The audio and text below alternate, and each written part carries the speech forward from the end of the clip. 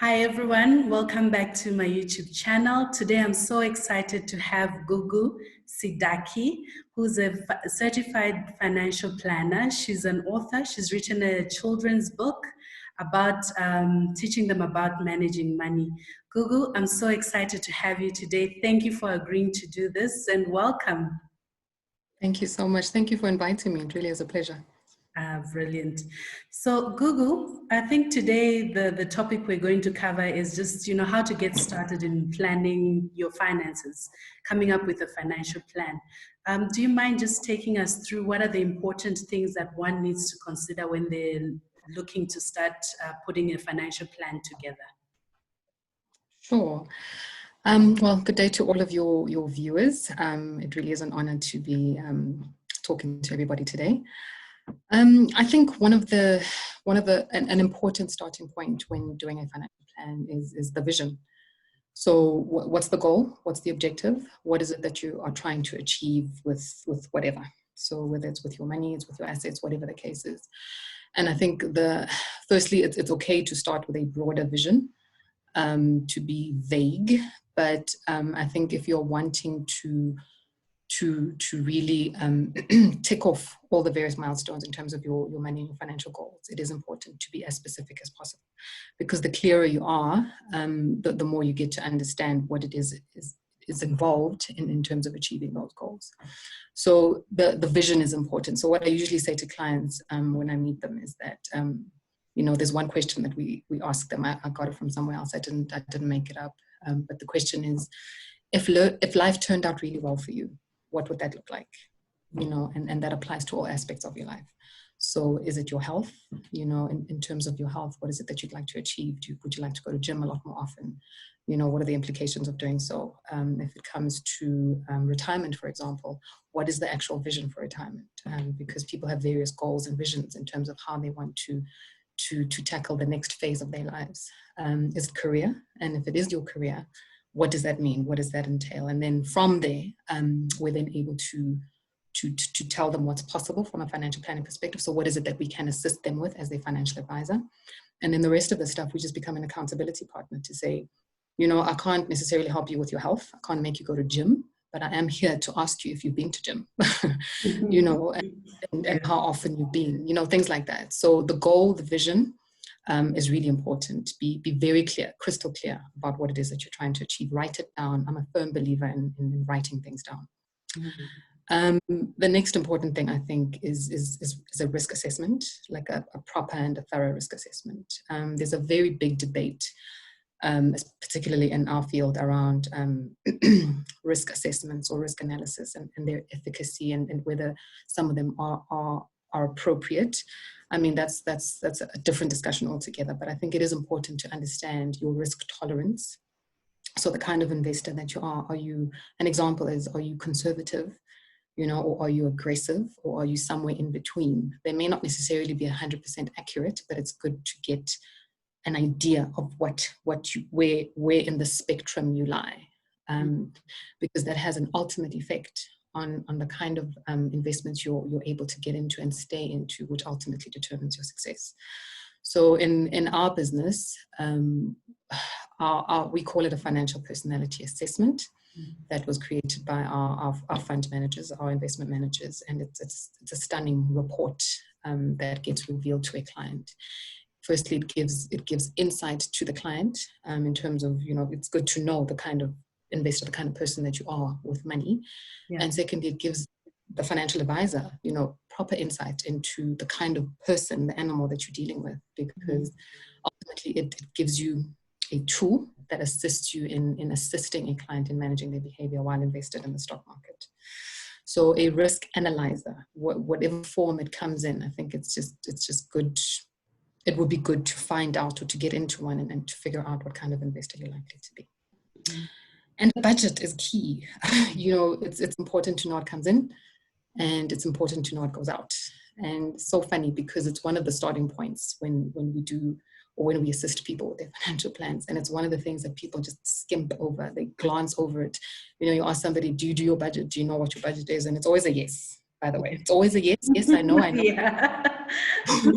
when you get into the mechanics of it, you get into the details of it, you realize people actually don't know where their money goes. It is scary, you know? So if you're really wanting to achieve certain milestones and you're wanting to be better with your money, know where it goes.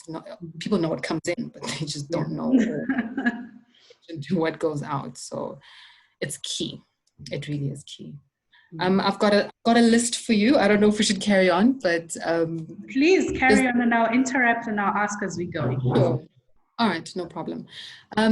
Doing a proper risk analysis is also, so risk management is also important. Understanding what the risks are. So this is now in terms of insurance. So if you were to lose your livelihood, how would you be affected, and who would be affected, and to what extent? We call it risk management in our business, and that's where we look at insurance. So life cover, for example, in the event of your passing, you know, who is affected, what is outstanding, in the event that you lose your job, what's the effect and who's affected and to what extent. In the event that you're physically incapacitated, so you're either disabled or you're sick, you know, what's the implication of that? And that picture, so all of those things that I've just, we haven't even started the planning. This is all just context, you know. It's important as a client, as an individual, actually any individual, to get proper context into your current situation. What money do I have? What goes in, what goes out? If I'm no longer in a position to make that money, what's the effect? How do I feel about money? How do I feel about risk and uncertainty? You know, and what is it that I'd like to achieve for myself? You know, all of that is work that clients have to do first, you know, long before we actually start talking about the rands and cents and how they're going to achieve specific goals. So what age do you think is appropriate for someone to have to be having this discussion? Is it, you know, when you're a student? Is it when you've started working? Who's your typical ideal client? And is there a threshold in terms of what you're earning, or can anyone get a financial plan? So I think the concepts and understanding what financial planning is, I think that should be taught as early as possible. And I mean, that's why I wrote the books for children.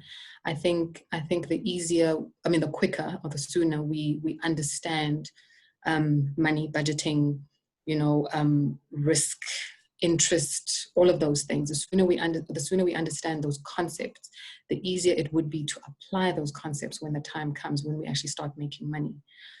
These days, children are earning money at a very early age. So teaching some, I mean, obviously children can't get insurance and things like that, but teaching some of these concepts and taking a child through a basic financial plan is great, because by the time they actually become a client of a financial advisor, they understand exactly what's involved, and they actually become a compliant client, because that's what we struggle with a lot in the industry, is that, you know, you create this wonderful plan for an individual and they don't stick to it for various reasons.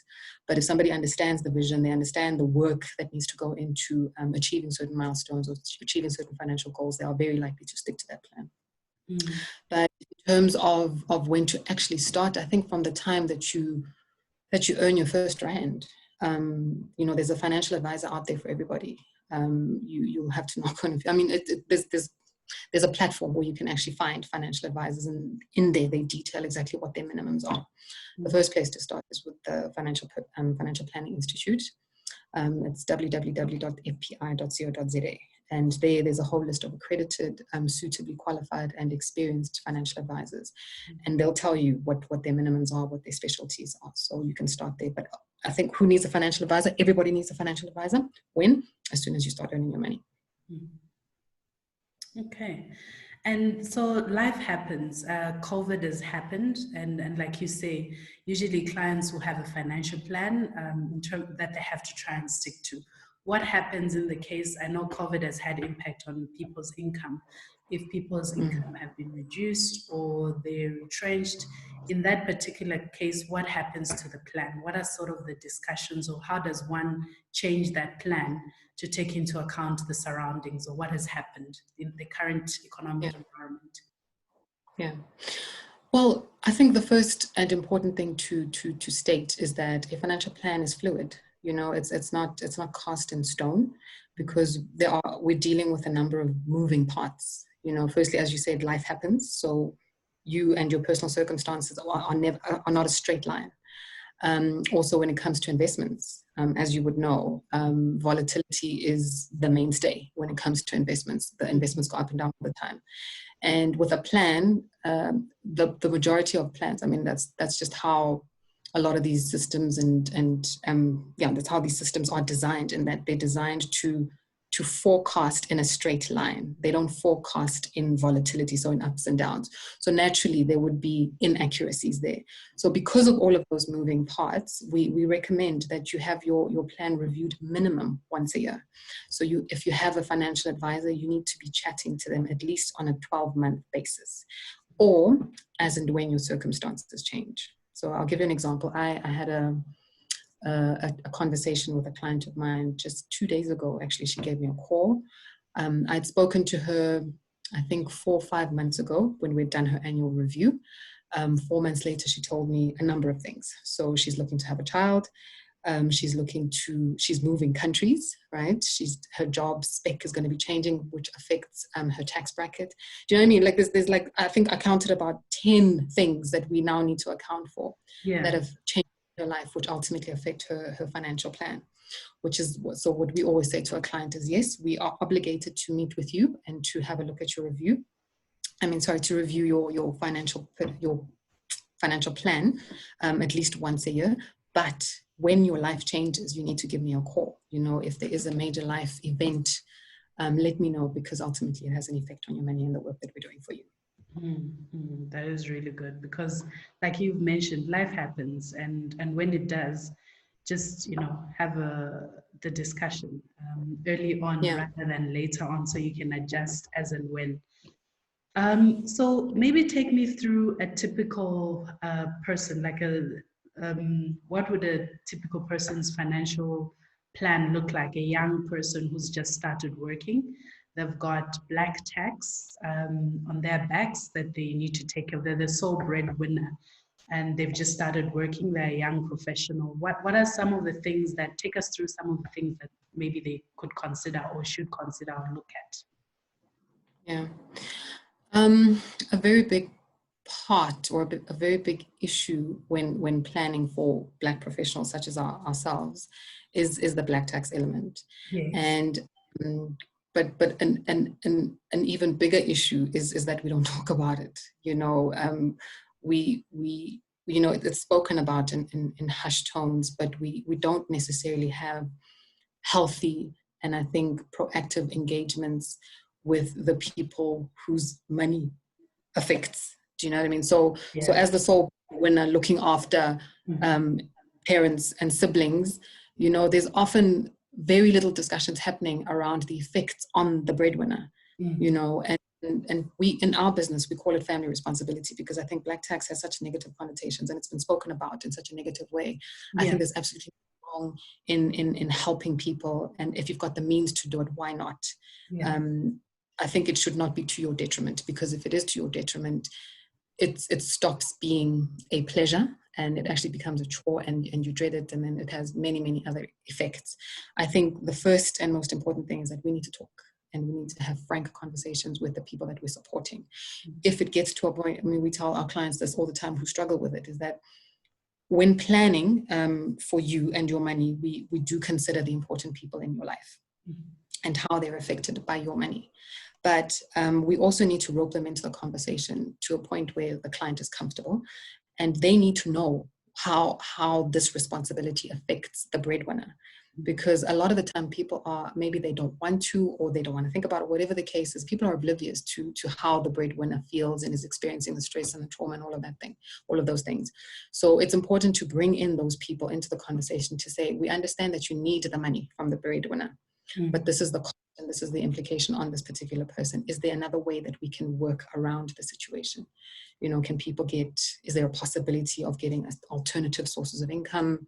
Can we reduce the amount of money that the breadwinner is giving you? I think it's important to have these conversations. We must continue to help people who are not in a position to help themselves, but it should not be a black hole that we keep pumping money into.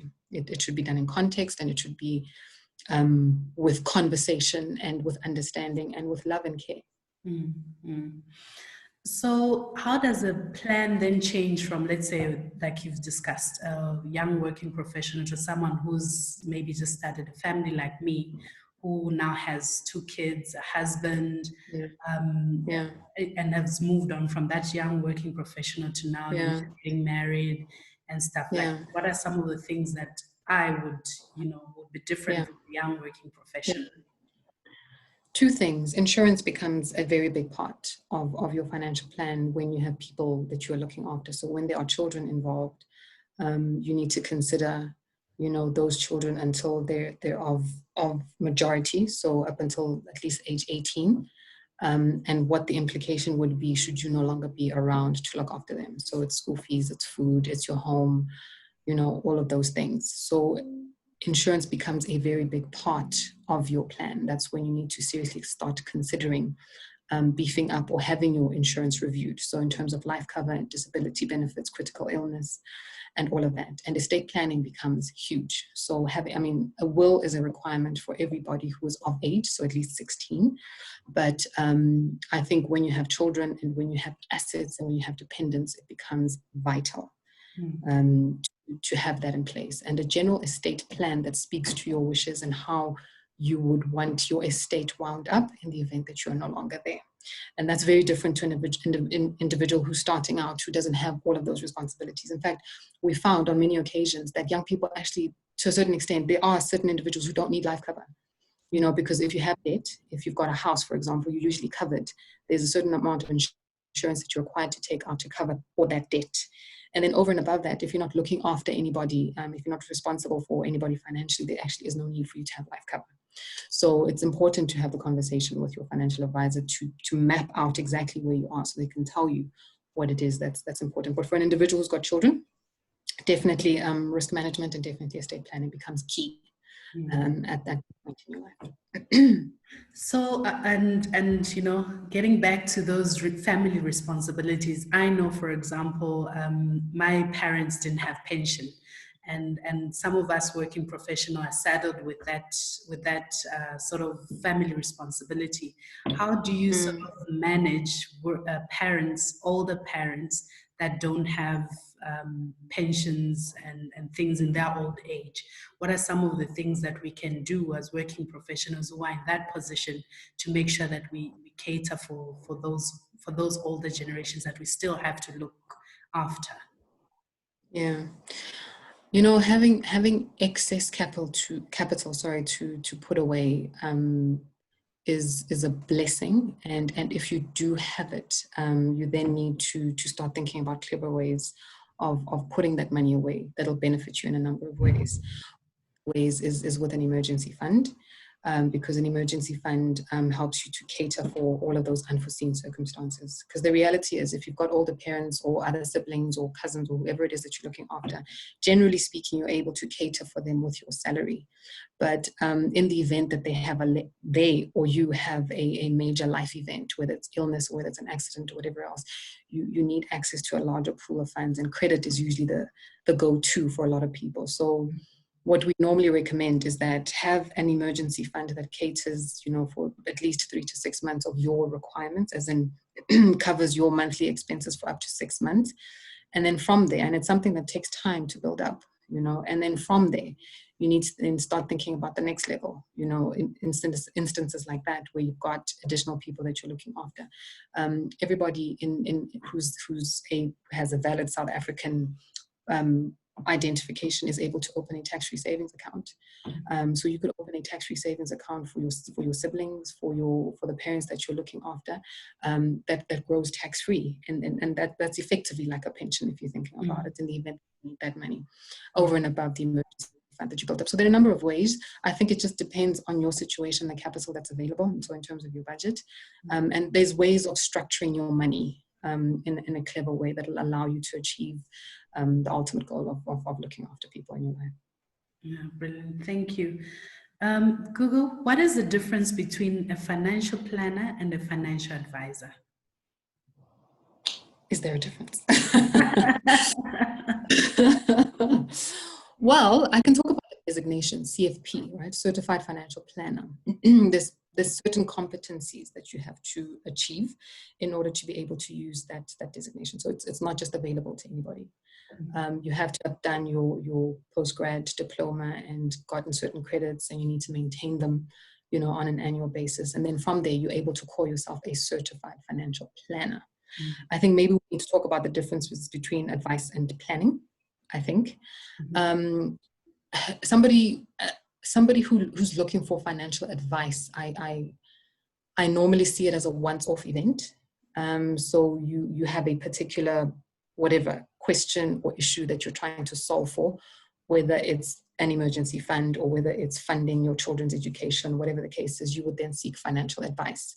But if you engage in the services of financial planning is lifelong. And it affects absolutely every aspect of you and your money. It's a long-term, this is what I always say to my clients when we engage, is that, listen, I'm going to be in your life forever.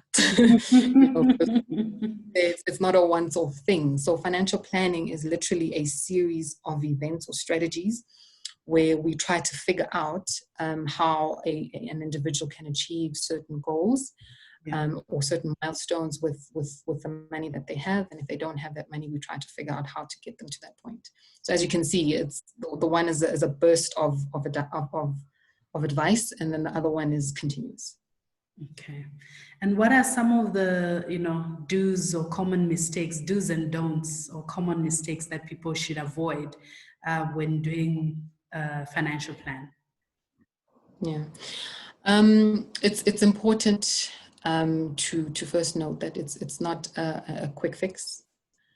You're not going to have a conversation with a financial advisor or a financial planner and all your problems are going to be solved overnight. And I think that's the frustration that a lot of people have with our industry, is that they want the quick fix. You know, they want to know how I can get out of debt yesterday or whatever the burning issue is. And this is how people actually end up in varied situations financially. So it's good for you to know that this it's a process, it's a journey, and you need to commit if you're wanting to achieve whatever it is that you're trying to achieve. Secondly, you know, if it sounds too good to be true, it is too good to be true. If somebody tells you that you're going to double your money in 3 days, if alarm bells are not ringing, in this era of information and technology, we have no excuse, you know, and I'm starting to get incredibly frustrated with people who are constantly, and I understand that people are frustrated and people are desperate for income and money. I get all of that.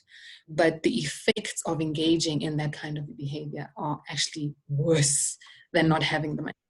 You know, so if people are promising you the world in a short space of time, there's in fact, I can say with a lot of certainty that you are going to lose your money. Yeah. So that's the second thing. And the third thing is people don't do their homework. You know, if you're going to be dealing with an individual, make sure that the person is who and what they say they are. I can easily tell you that I'm a financial advisor or a financial planner, but really, you know, the onus then is on you to make sure that I am who and what I say I am. And there are many resources for people to double check that. I mean, I've just told you about the Financial Planning Institutes. There's the FSCA, which is the Financial Sector Conduct Authority. They have a database of all the people who, I mean, you can't just give advice. You can't give financial advice to anybody. You need to be licensed. You need to be qualified. And a way of checking that is on the FSCA website, which is the Financial Services Conduct Authority. They have a list of all the people they've given permission and licenses to give financial advice. First point of call when somebody says, I'm a financial advisor or a financial planner, whatever the case is, go check on that website. Ask them for their license number. All you need is a name and surname. Just go look them up, the name of the business, and all the details will come up there. It tells you what they're qualified for, what they can give advice on, you know, how much experience they have, all of those, all the important detail that you need. So do your homework. Don't believe the hype, because there's a lot of hype, there's a lot of noise, and there are a lot of crooks out there, and they are thriving on the desperation of people. Don't get caught out. Do not get caught out. Thank you so much, Gugu. So where can people find you in terms of the children's books that you've written? How can people get hold of you? All those good things. Sure. So in terms of the books, all the detail is at www.my3piggies.com. And all of there, on that platform, you'll find our Twitter handle, our Facebook page, and Instagram, and all of those things, and our contact details. The books are available at Takealot and a number of other places. So you just contact us and we'll give you all the detail. In terms of the actual work that I do, which is wealth management and financial planning, you can go to www.wealthcreed.com. That's our website.